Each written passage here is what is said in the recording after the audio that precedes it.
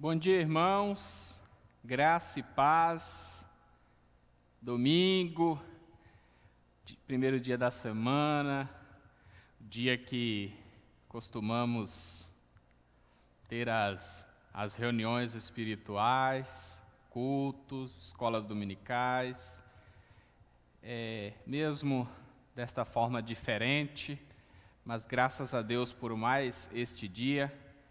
Que Deus abençoe a sua vida, que Deus abençoe a sua família, que possamos ter momentos agradáveis agora, refletindo um pouco a respeito da palavra do nosso Deus. Vamos orar, vamos pedir que Deus abençoe esse momento, que Ele fale aos nossos corações. Oremos.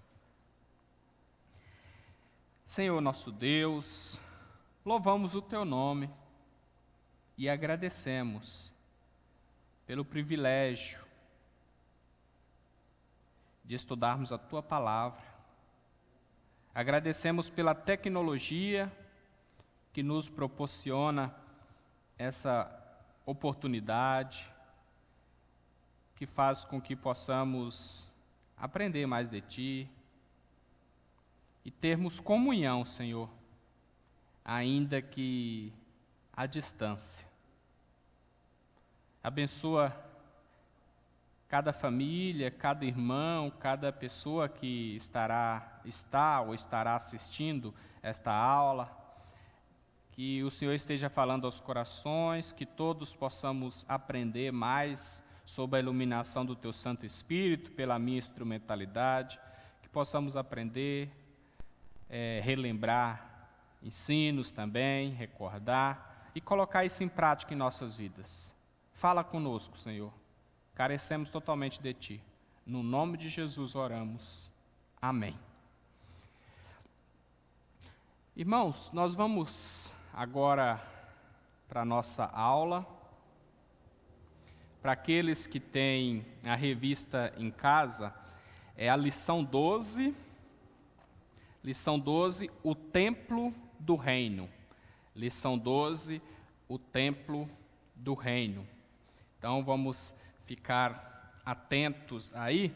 Nós vamos ler o texto base, primeiro livro de Reis, capítulo 6, 1 a 13 e capítulo 8, 1 a 66.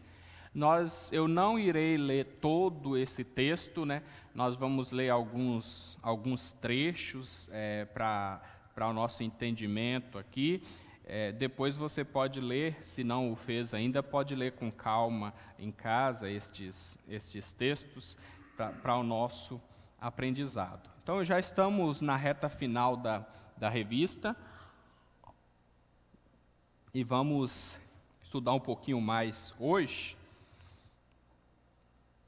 No próximo slide, no slide 2, nós temos a lição em uma frase. Nada é mais importante do que a presença de Deus no meio do seu povo. Nada é mais importante do que a presença de Deus no meio do seu povo. Então, guarde essa frase na sua mente, no seu coração, que não seja apenas mais uma frase dita apenas, mas que possamos colocar isso em prática. Os objetivos da aula: saber as implicações da construção do templo em Jerusalém para Israel, refletir sobre a importância de sua participação na igreja local, cada um de nós, decidir envolver-se com a igreja local de modo a contribuir sempre mais. Então, alguns objetivos da lição, da aula. Esperamos que no decorrer da aula possamos ver de forma mais clara. No próximo slide nós temos a introdução. Nesta lição nós vamos refletir a respeito da participação na igreja local, bem como a respeito dos nossos deveres e expectativas sobre o que fazemos na mesma, ou seja, sobre a nossa participação na igreja, pelo menos é essa a ideia, né? Coloquei algumas aplicações aqui, talvez estejamos vendo alguns outros aspectos, né? Mas essa é a intenção. Salomão, ele construiu o templo em Jerusalém, e é importante que nós sempre reflitamos no seguinte: nenhum texto, nenhuma descrição de história ou de assunto da Bíblia está ali por um acaso. Até as genealogias têm a sua importância. Então, essa obra de Salomão, ela foi a mais importante do seu reino, e ela teve implicações para a história e a teologia de Israel. Então, a construção do templo é algo fundamental na teologia e também para o nosso entendimento da vida cristã. Então, é um assunto importantíssimo, não só para a teologia de Israel, como para o nosso aprendizado até hoje. No próximo slide, nós vemos o ponto 1, a construção do templo. Eu vou ler o texto, depois nós vamos falando um pouquinho sobre ele. Primeiro livro de Reis, capítulo 6, 1 a 13. Acompanhe comigo em suas Bíblias. No ano 480, depois de saírem os filhos de Israel do Egito, Salomão, no ano 4º do seu reinado sobre Israel, no mês de Ziv, este é o 2º mês, começou a edificar a casa do Senhor. A casa que o rei Salomão edificou ao Senhor era de 60 côvados de comprimento, 20 de largura e 30 de altura. O pórtico diante do templo da casa media 20 côvados no sentido da largura do lugar santo, contra 10 de fundo. Para a casa fez janelas de fasquias fixas superpostas. Contra a parede da casa, tanto do santuário como do Santo dos Santos, edificou andares ao redor e fez câmaras laterais ao redor. O andar de baixo tinha 5 côvados. Eu vou pular aqui, irmãos.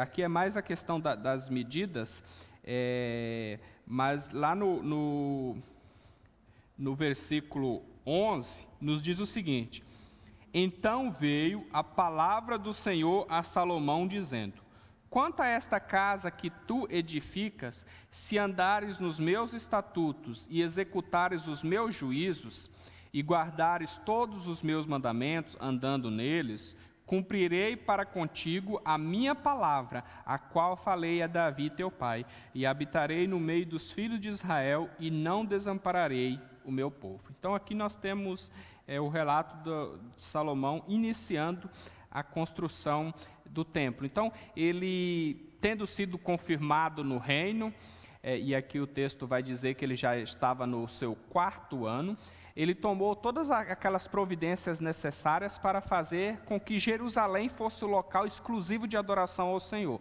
Nós sabemos que Deus tinha escolhido Jerusalém para ser central ali em Israel, inclusive a sua situação geográfica no alto, bem no alto, ajudava nesse sentido.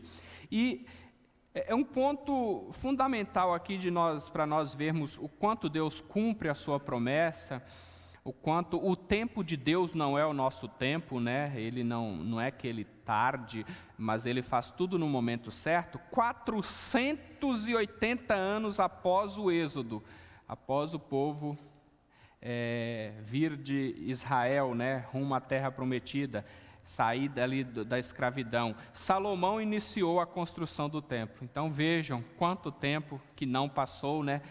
Talvez muitos tenham até questionado: nossa, mas quando teremos um templo? Lembrando que os israelitas tinham o tabernáculo, e Deus assim cumpriu a sua promessa feita a Davi.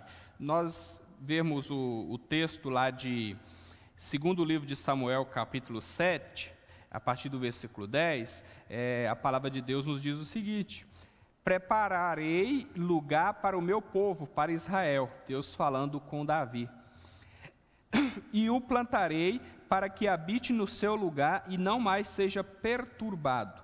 e jamais os filhos da perversidade o aflijam como dantes, desde o dia em que mandei houvesse juízes sobre o meu povo de Israel. Dar-te-ei, porém, descanso de todos os teus inimigos. Também o Senhor te faz saber que Ele, o Senhor, te fará casa.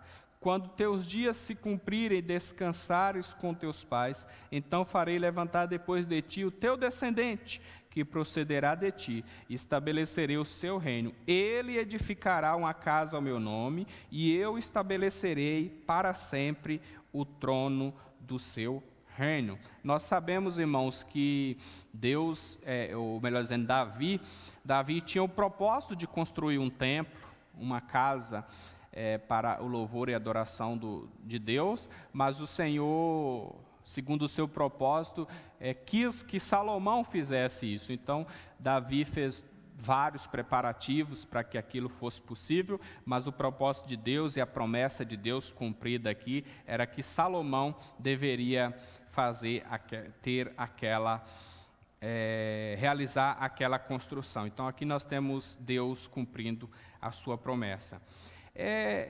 Trazendo para nós, irmãos, contribuirmos com a construção de templos continua sendo uma demonstração de nosso compromisso com Deus e fundamental para a expansão do reino de Deus. Mas muito mais do que isso.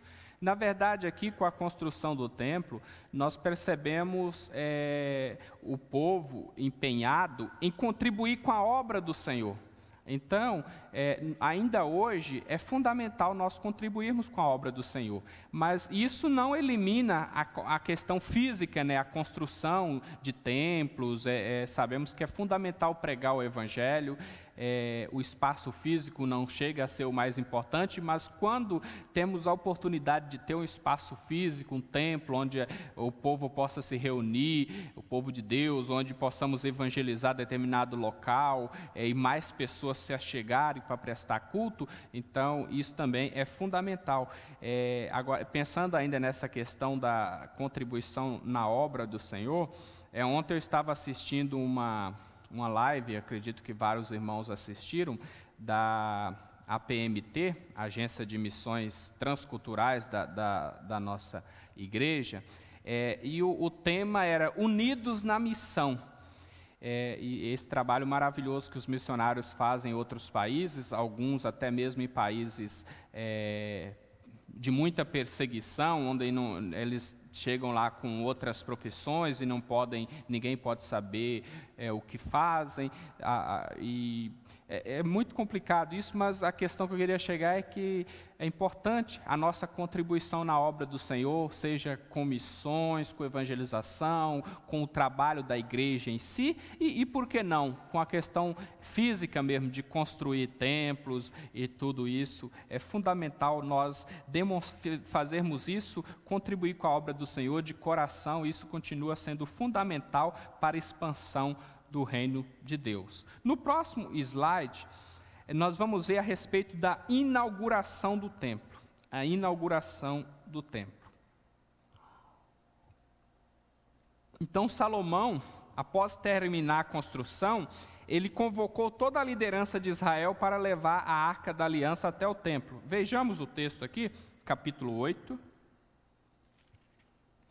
Capítulo 8, deixe aberta aí na sua Bíblia, por favor. E nós vamos ver, vamos lendo esse texto. Versículos 1 a 4. Congregou Salomão os anciãos de Israel, todos os cabeças das tribos, os príncipes das famílias dos israelitas, diante de si em Jerusalém, para fazerem subir a arca da aliança do Senhor da cidade de Davi, que é Sião, para o templo. Todos os homens de Israel se congregaram junto ao rei Salomão na ocasião da festa, no mês de Etanim, que é o 7º. Vieram todos os anciãos de Israel, os sacerdotes tomaram a arca do Senhor e a levaram para cima, com a tenda da congregação e também os utensílios sagrados que nela havia. Os sacerdotes e levitas é que fizeram subir. Então percebemos aqui a liderança empenhada na obra do Senhor, em levar a arca ali para o local central. E não só apenas a liderança, mas se nós olharmos o texto como um todo, vamos perceber que todo o povo compreendeu a importância daquele momento. Ali no templo seria o local de adoração. Eles tinham até então o tabernáculo, inclusive o templo, a questão...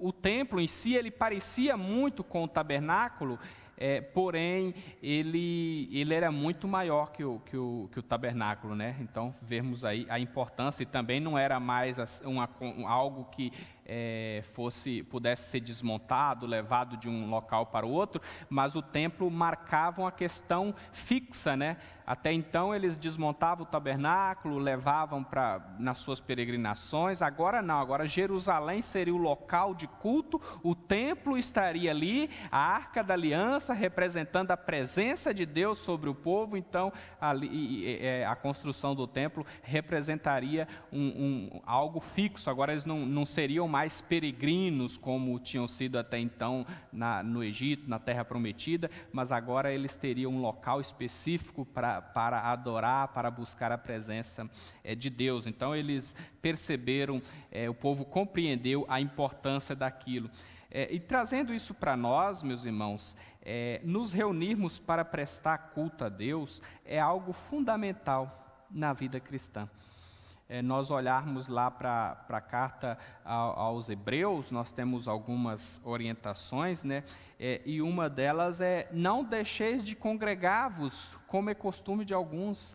É fundamental congregarmos, estarmos na igreja, estarmos juntos. Sabemos que estamos impedidos por essa questão da pandemia, é uma questão de força maior.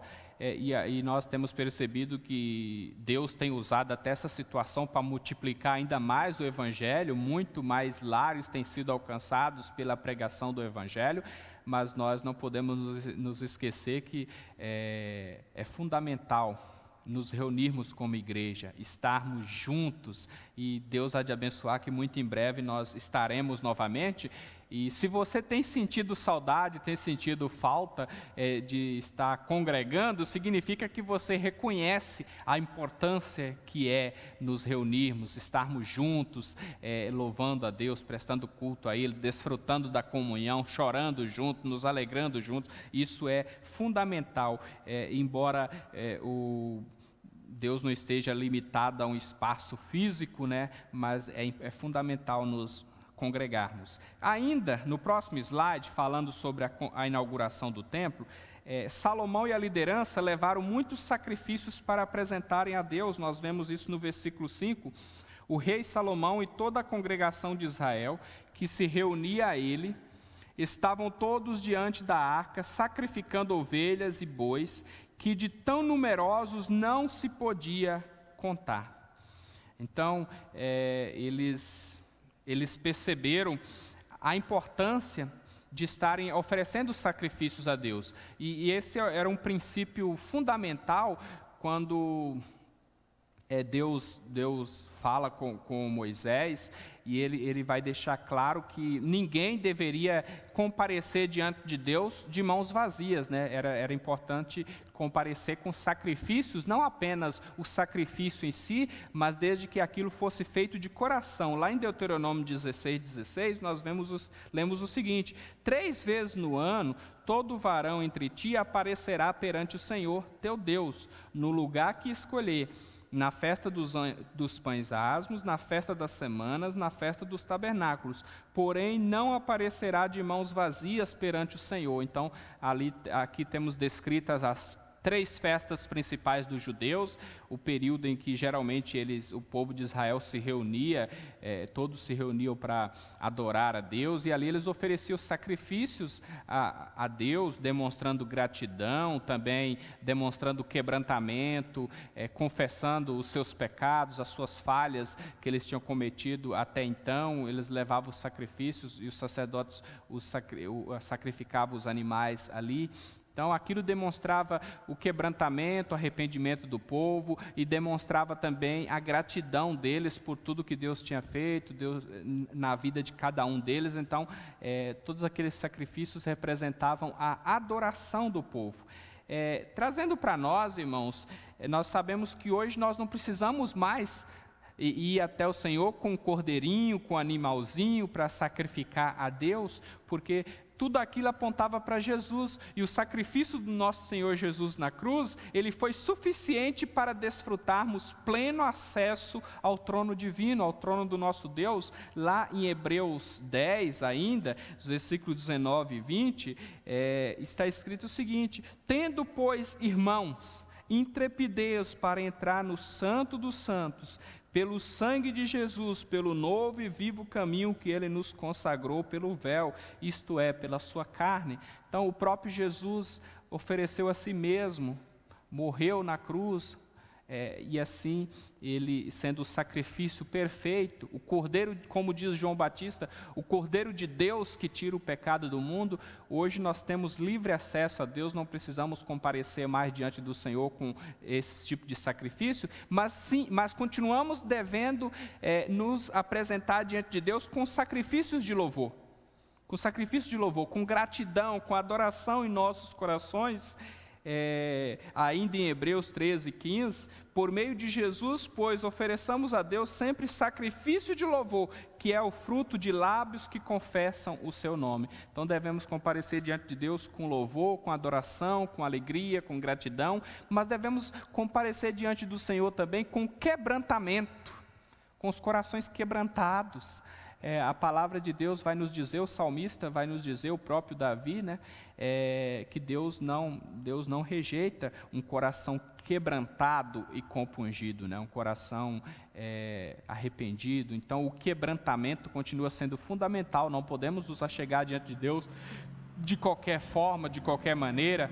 Por isso que o culto genuíno envolve também um momento de confissão de pecados, mas não somente aquela oração de confissão, mas nós devemos entrar na presença de Deus reconhecidos da nossa limitação, da nossa pequenez, e confiarmos, descansarmos totalmente, não nos nossos próprios méritos, mas no sacrifício perfeito do nosso Senhor e Salvador Jesus Cristo. No próximo slide, ainda a respeito da inauguração do templo, nós vemos o seguinte, que a Arca da Aliança, ela foi colocada no local mais importante do templo, o Santo dos Santos. Nós sabemos que o Santo dos Santos era o local onde apenas o principal sacerdote, o sumo sacerdote, uma vez por ano, aquele local era separado por uma cortina dos outros espaços do templo, ele podia entrar ali para oferecer sacrifícios por ele mesmo e por todo o povo.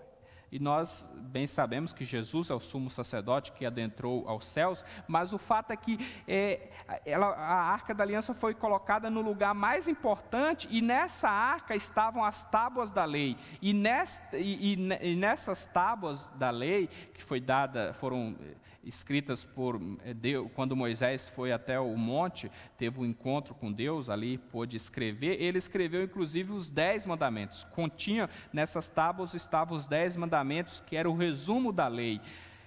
Vejamos os versículos 6 a 9, que nos diz o seguinte, capítulo 8.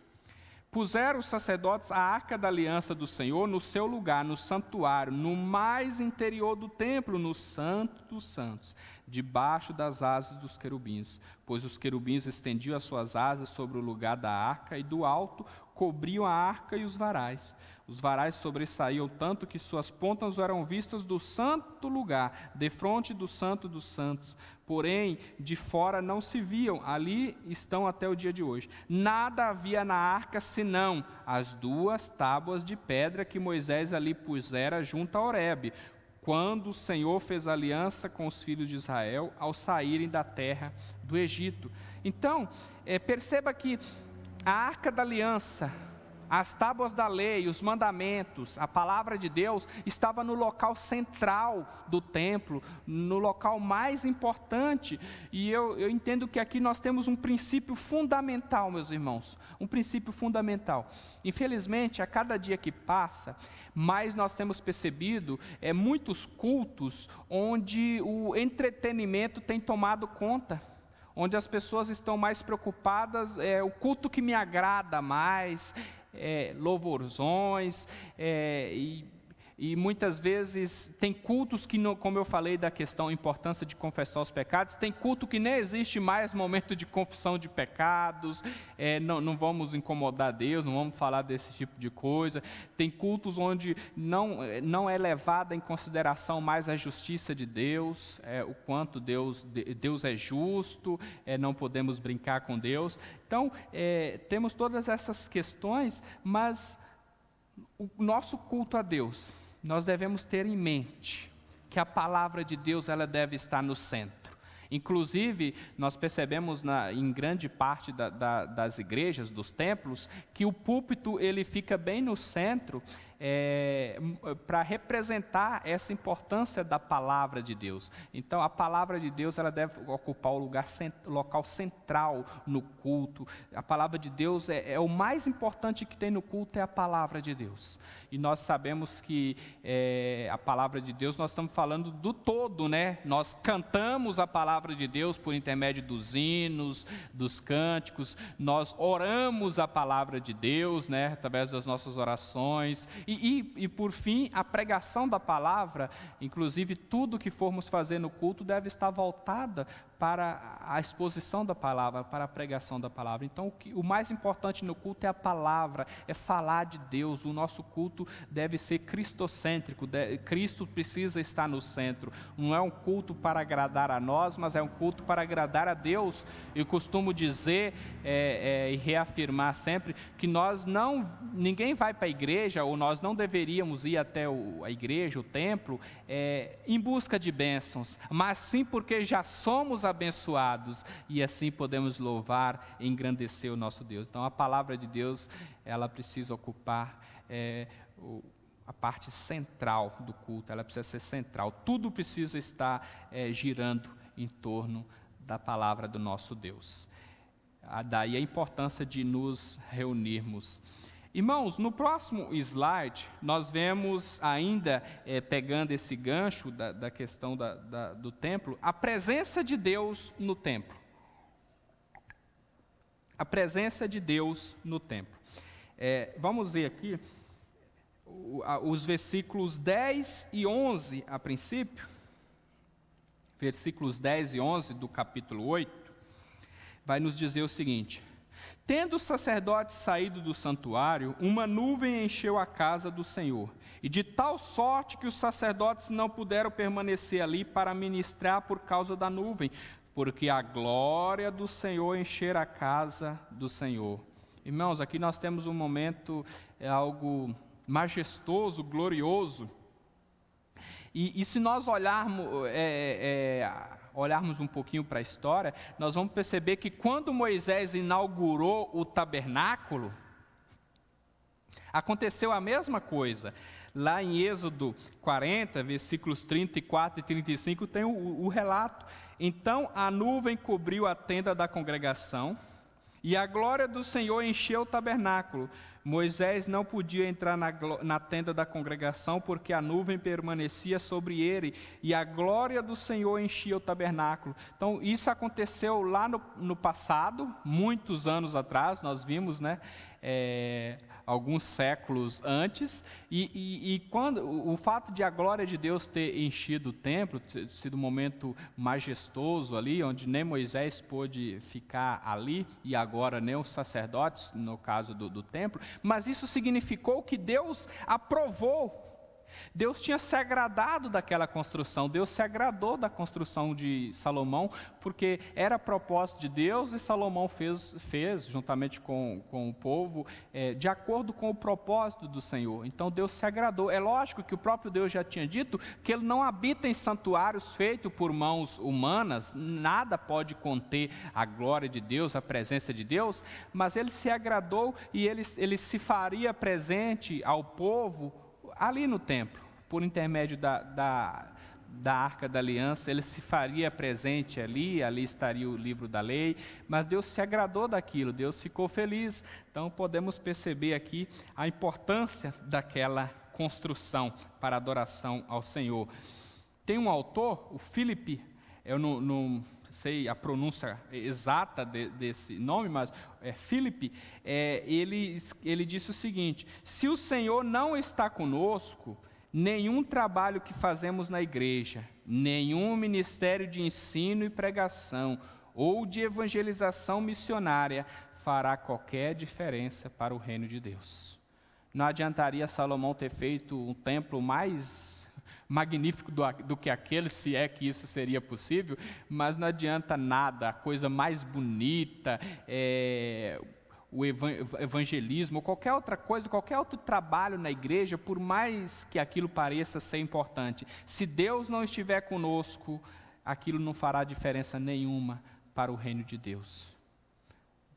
Deus precisa estar na obra, Ele precisa ser o centro, tudo precisa estar de acordo com o propósito dEle, nada do que fizermos deve ser de acordo com a imaginação humana, apenas de acordo com a nossa criatividade, mas de acordo com aquilo que está prescrito na palavra de Deus. Então, tendo submissão à palavra de Deus, fazendo de acordo com o propósito de Deus, aí sim, Deus vai se utilizar das nossas habilidades, criatividade, nossos dons e talentos para o cumprimento da sua obra, para que o nome dele seja glorificado, o reino de Deus possa se expandir a cada vez mais. Mas é muito interessante essa colocação.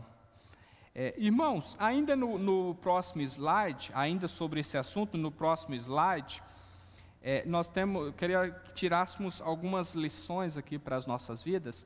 Aprendemos aqui o quanto é importante nos reunirmos para cultuar a Deus. Eu já falei um pouquinho disso, mas é muito importante. Nos momentos de culto, nós experimentamos de maneira mais íntima a presença de Deus.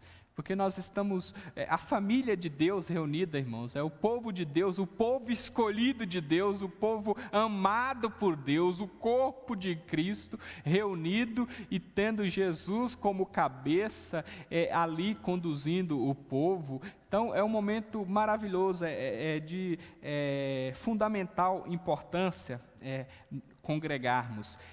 Eu tenho refletido e às vezes visto algumas, até nas redes sociais, algumas pessoas comentando, e eu tenho percebido o seguinte, irmãos: algumas pessoas, antes dessa pandemia, não estavam congregando, ou não estavam indo na igreja com regularidade, de forma regular, não estavam valorizando tanto a escola dominical, o culto, e algumas dessas pessoas estão sentindo falta agora.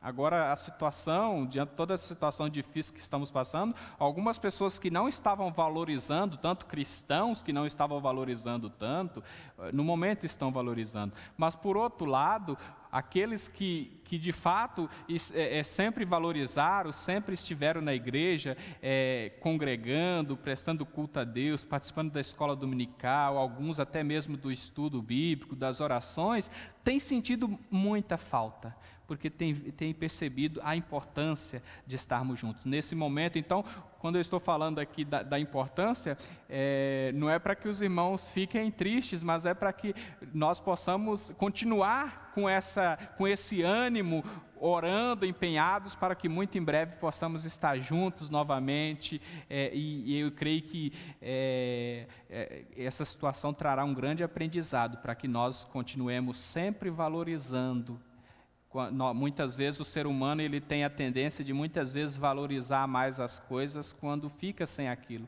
e que nós possamos continuar valorizando sempre a liberdade de culto e a importância de congregarmos. Lá em Hebreus ainda, a palavra de Deus nos diz: acheguemo-nos, portanto, confiadamente junto ao trono da graça, a fim de recebermos misericórdia e acharmos socorro para a ocasião oportuna. É lógico que podemos fazer isso individualmente, mas coletivamente também é uma bênção extraordinária. No próximo slide, o ponto 4, nós vemos algo maravilhoso no início do reinado de Salomão, que foi a sua oração.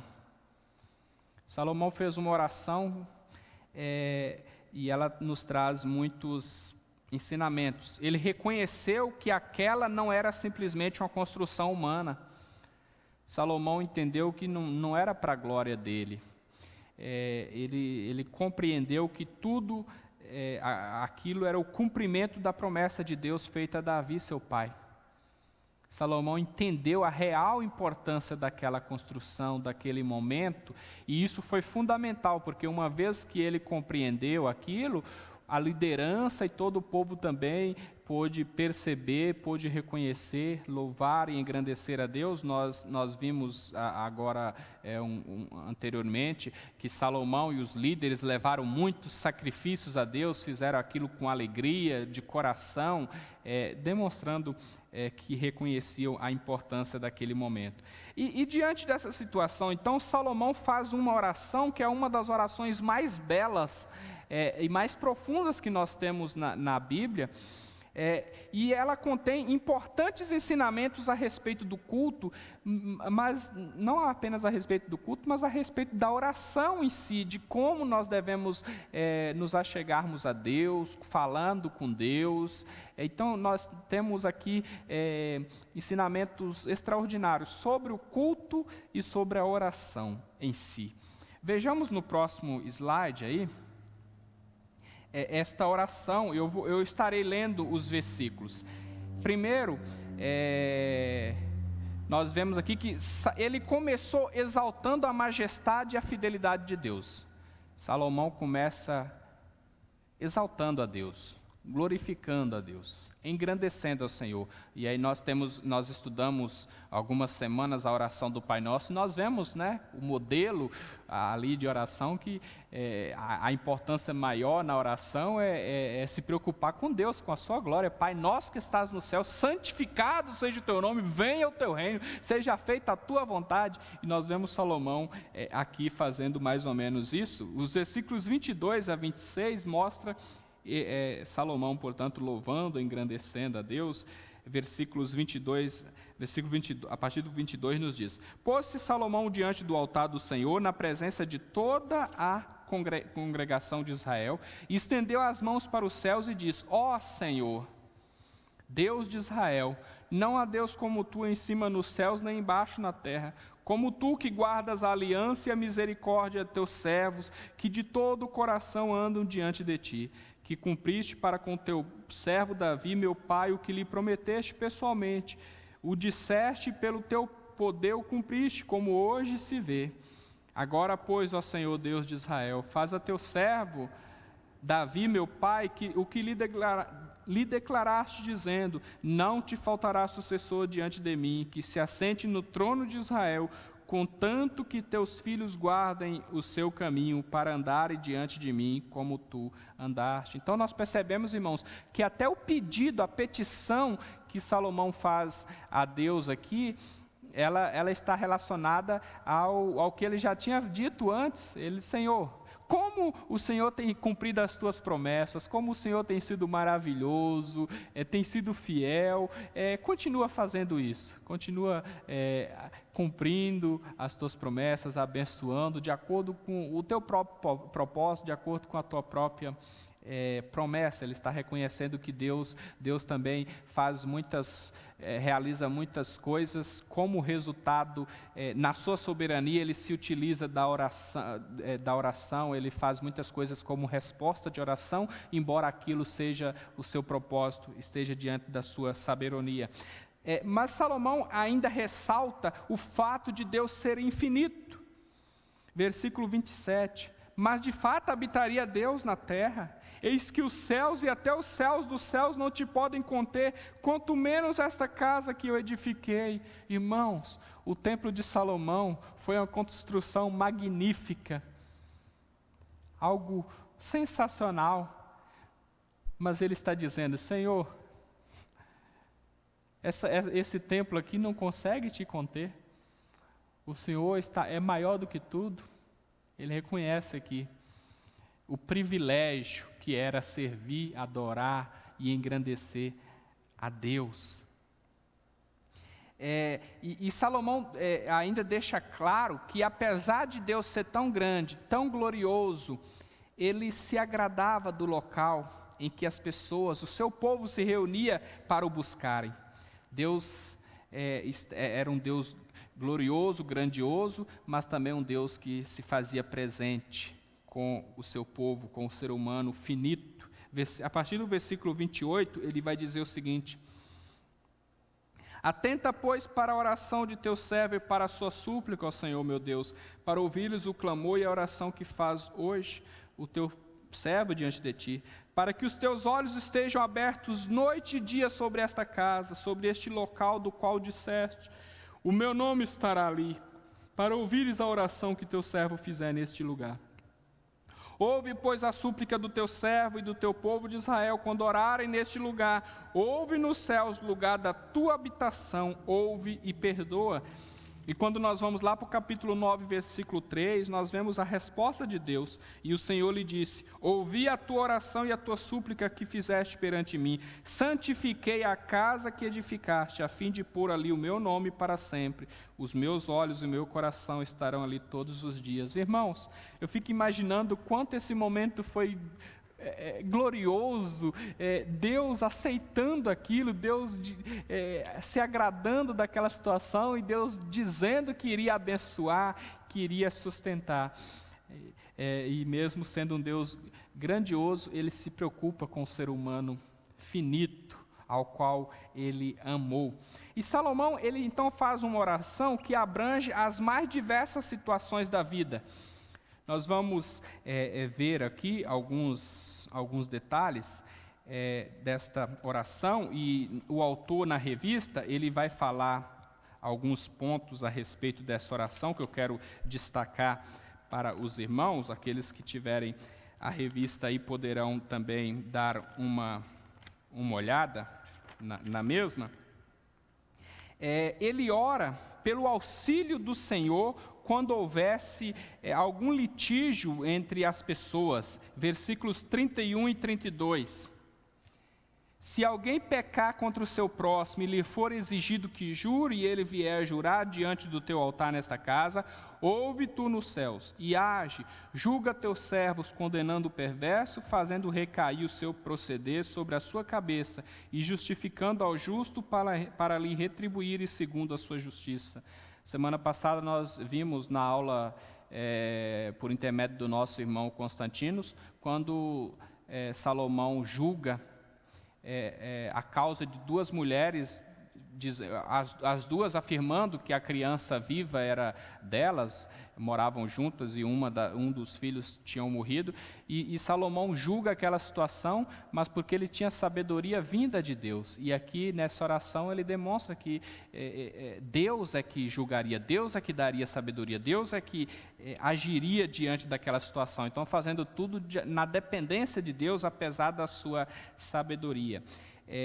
Então nós vemos ainda que Salomão ora aqui pedindo o auxílio de Deus diante de situações de aflição como a guerra. Os versículos 33 e 34 nos dizem o seguinte: Quando o teu povo de Israel, por ter pecado contra ti, for ferido diante do inimigo, e se converter a ti, confessar o teu nome, e orar e suplicar a ti nesta casa, ouve tu nos céus, perdoa o pecado do teu povo de Israel, e faz-o voltar à terra que deste a seus pais. No versículo 44 ele vai dizer: quando o teu povo sair à guerra contra o seu inimigo, pelo caminho por que o enviares, e orar ao Senhor, voltado para essa cidade, que tu escolheste para a casa que edifiquei a teu nome, ouve tu nos céus a oração e a sua súplica, e faz-lhe justiça.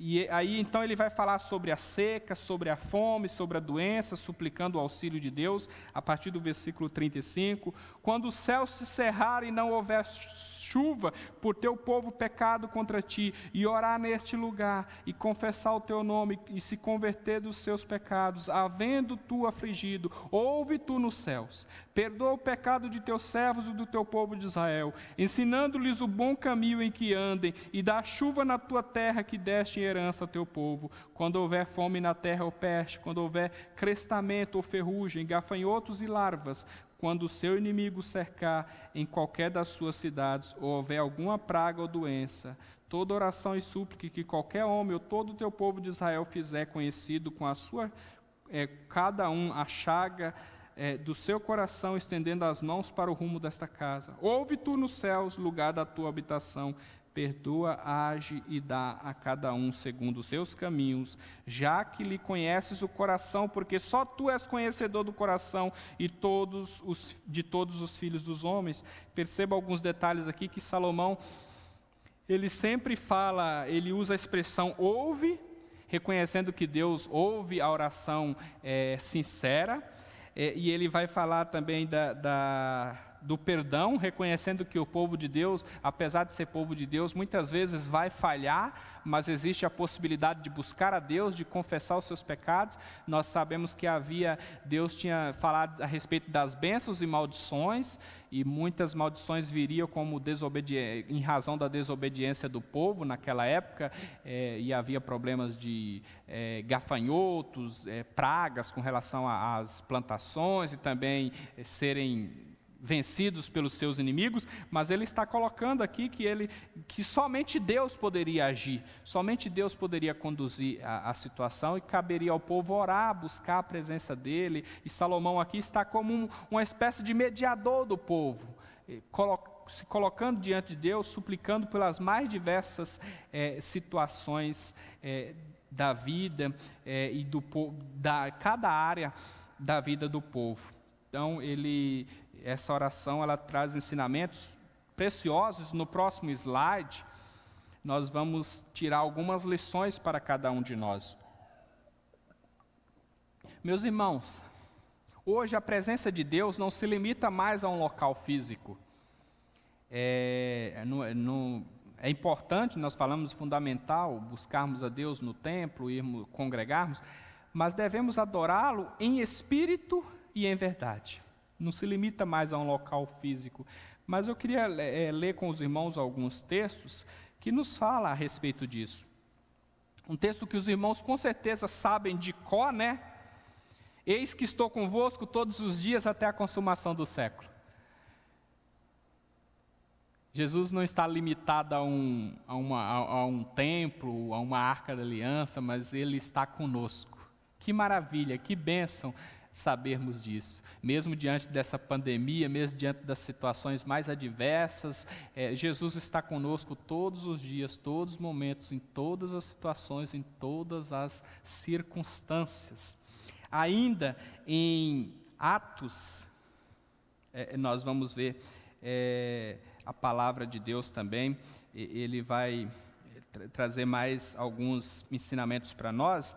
Atos 17, 28. Pois nele vivemos e nos movemos e existimos, como alguns dos vossos poetas têm dito, porque dele também somos geração.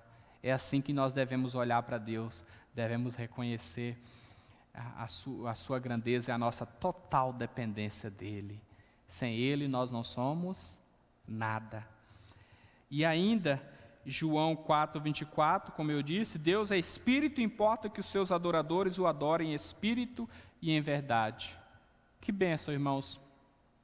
Mais importante do que um templo glorioso e muito bonito como aquele que Salomão construiu, é saber que nós somos templo do Espírito Santo, que o Senhor está conosco, que Jesus não está limitado ao espaço físico, mas Ele está conosco em todos os momentos.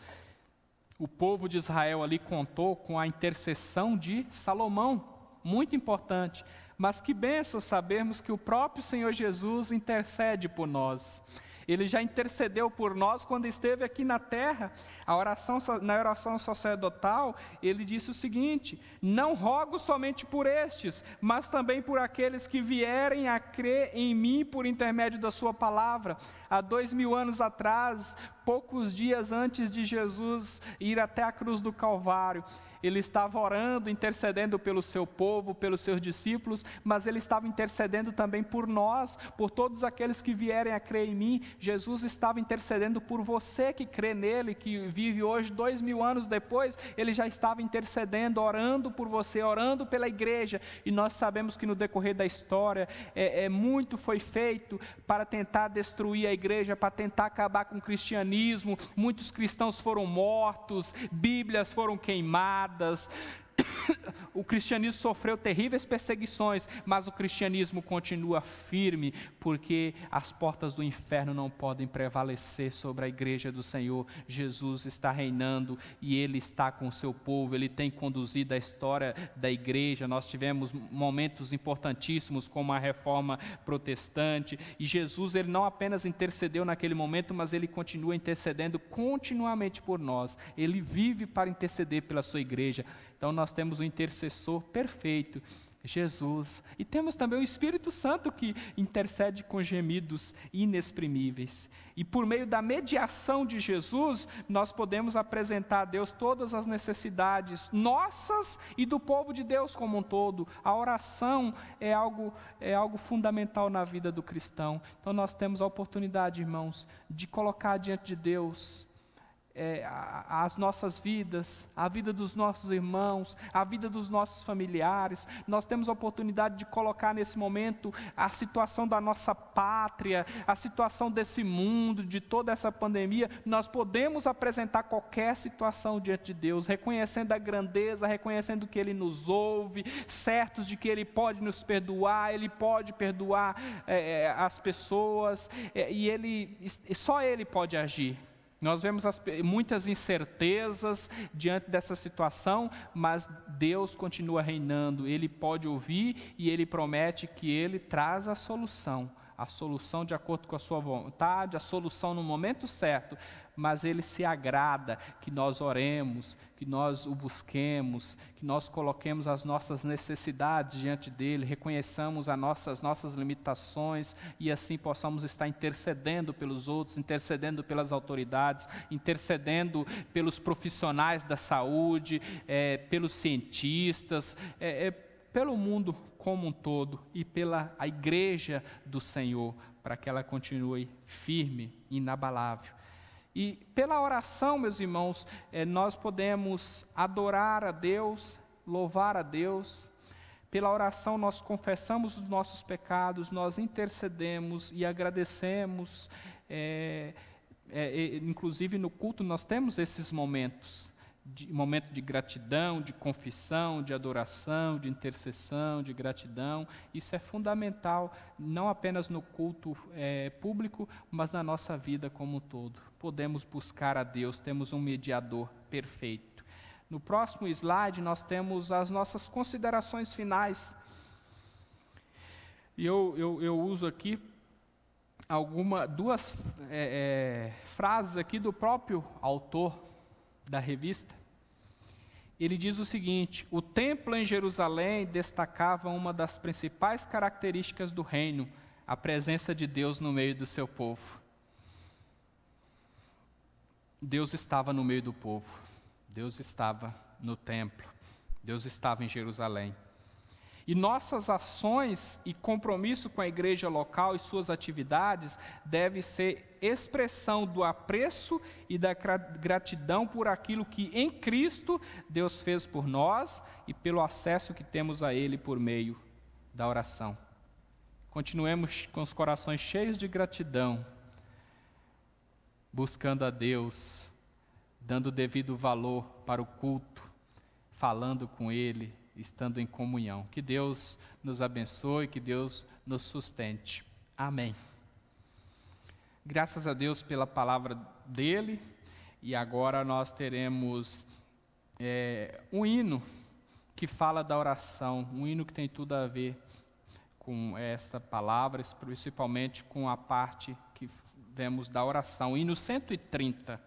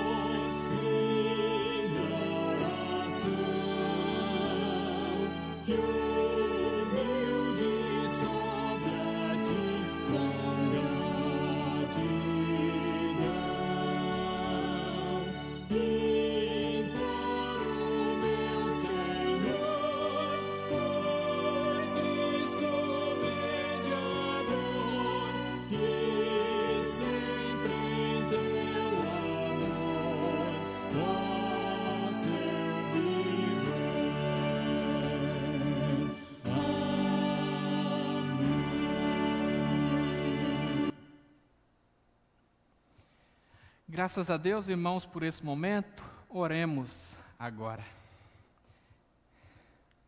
Agradecemos, Senhor, pelo privilégio de aprender mais da Tua palavra. Nós te louvamos, porque temos o privilégio de nos reunirmos, nesse momento mesmo que virtualmente.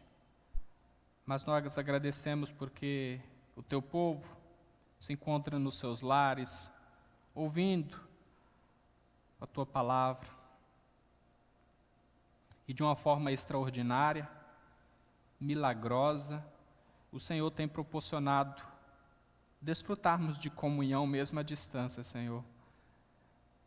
Sabemos que nada se compara a estarmos juntos, mas agradecemos porque o Teu Evangelho tem sido proclamado, tem alcançado inclusive lares que em outras situações não seria possível.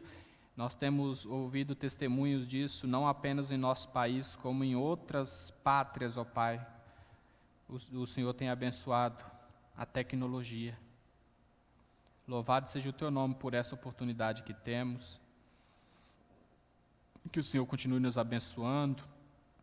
De uma forma especial, o nosso irmão Sidney, que tem se empenhado tanto para que essas transmissões possam ser feitas. Agradecemos, ó Deus, por esse momento de estudo,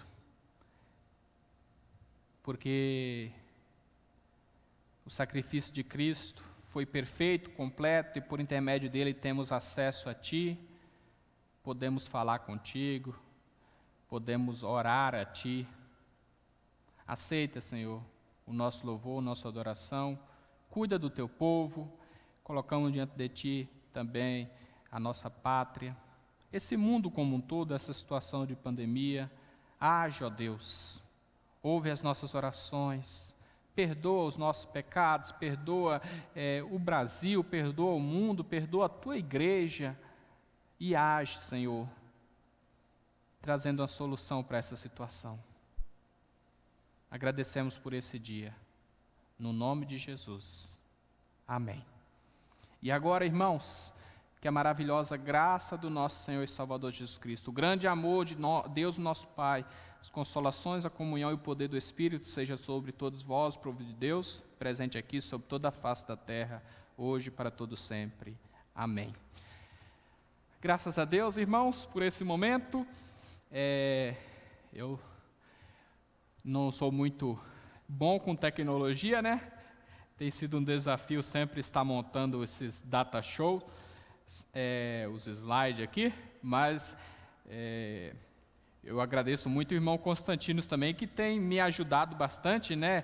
Colocar dessas bonitas figuras aí, eu monto o data show, mando para ele e ele faz aquele data show assim, não tão bonito que eu tinha feito, ele transforma ele em algo muito mais bonito, uma visualização muito melhor, com algumas figuras aí, tem me ajudado bastante também. Que Deus abençoe o irmão, que tem ajudado aqui o Sidney também na questão da transmissão, a parte técnica. Que Deus abençoe o nosso irmão Sidney Constantinos. Que Deus abençoe também, agradeço, a nossa irmã superintendente, né? Superintendente não está presente fisicamente, mas ela tem trabalhado bastante, né? Tem as bonitas, as publicações, né, que nós temos tido a respeito dos cultos, das escolas dominicais, que são publicadas lá nas redes sociais, no WhatsApp, também no Facebook. Houve pessoas que me parabenizaram, muito bonita lá aquelas as divulgações, mas o mérito não é meu, porque não sou eu que faço, é a nossa irmã Silvanete que tem feito todas aquelas divulgações da escola dominical, do culto, e que Deus abençoe a nossa irmã por todo o empenho que ela tem tido também, nos ajudando na divulgação desses trabalhos. Que Deus abençoe a vida de cada um, do povo de Deus. Cada um dos irmãos tem dado a sua contribuição, muitos com joelhos no chão, orando, clamando a Deus, e Deus tem nos abençoado, nos sustentado. Nessa semana nós tivemos uma notícia maravilhosa, algo que encheu os nossos corações de alegria, que foi os nossos irmãos Levi e Amanda, né? Agora nasceu a Radassa, momento de muita alegria para eles, com certeza, para os familiares e para toda a igreja, né? A pequena ovelhinha, nós esperamos muito em breve poder conhecê-la. Que Deus continue abençoando a vida do Levi, da Amanda e também da Radassa e de todos os familiares. Que Deus abençoe, irmãos. Não nos esqueçamos que à noite, às 18 horas, o nosso culto, estejamos participando também, convidando mais pessoas para participar, e podem publicar aí nas redes sociais, no no WhatsApp, Facebook, no status aí, para que as pessoas possam acompanhar os nossos trabalhos. Agradecemos aos visitantes, né, que tem mesmo nas redes sociais, temos tido vários visitantes. Que Deus abençoe sua vida, que Deus abençoe a sua família, e se morar, caso não more tão longe, fica o convite para que depois dessa pandemia possam estar aqui congregando conosco, fazendo a visita, ou caso morem em outra região, que também estejam indo numa igreja presbiteriana, ou então alguma igreja séria, né, uma igreja evangélica que prega o verdadeiro evangelho, né, não que preguem coisas contrárias à palavra de Deus. E agradeço também a minha esposa Liliana, que tem me ajudado bastante, né, porque com o espaço lá da casa é muito grande, né, da casa pastoral, nos ajuda bastante, mas com 2 crianças, às vezes, para preparar as mensagens, estudos, pregações, e graças a Deus tem a minha esposa lá sempre cuidando das meninas e tem nos ajudado a ter nossos momentos de concentração ali também na preparação dessas mensagens. Que Deus abençoe o seu dia, tenha um ótimo dia, tenha um ótimo almoço, né? E que à noite possamos estar juntos por intermédio da tecnologia. Deus abençoe a vida de cada um. Um abraço, fiquem com Deus.